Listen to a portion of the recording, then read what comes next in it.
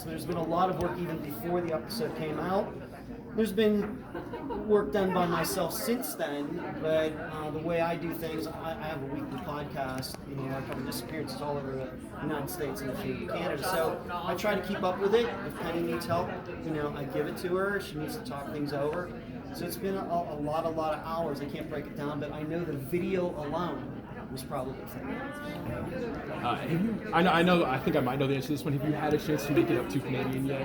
No. I was just telling some people I've been through Amarillo before because I've driven across the United States a few times, but this is the first time I've ever stopped. So no, I've not really stopped in this area of Texas before. I'm originally from Pennsylvania. I lived in Las Vegas. Now I live in Clearwater Beach, Florida. What do you think is next for the Thomas Brown case? I mean, I know obviously you can't see the future, but what do you think is coming next?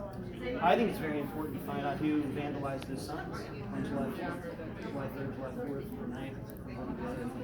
I think that's the most important. I think that's the next step. I don't know where that's going to go. I'd like Thomas's case to be solved tonight, tomorrow at the latest.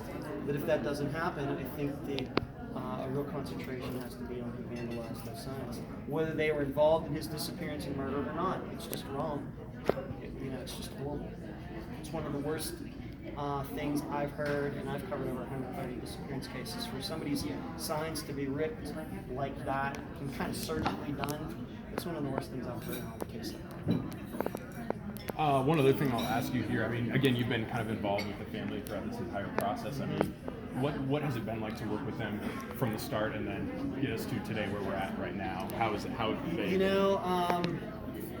I think it says something about Penny and her family when, I'm just meeting her for the first time today.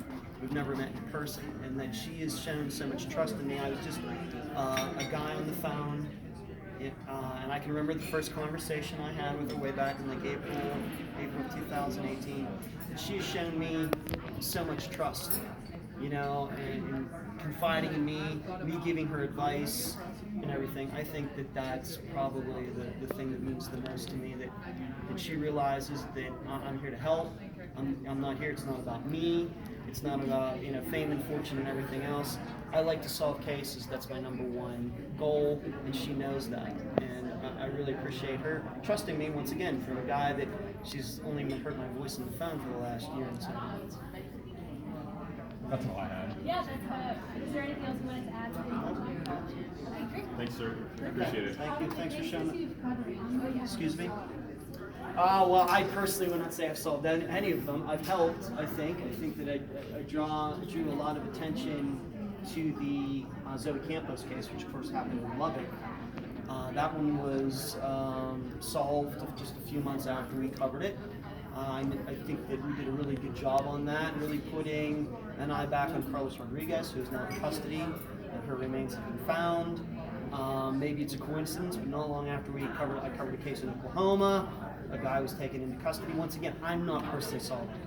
I just publicize them and try to do the best interviews and get the most information out to the public.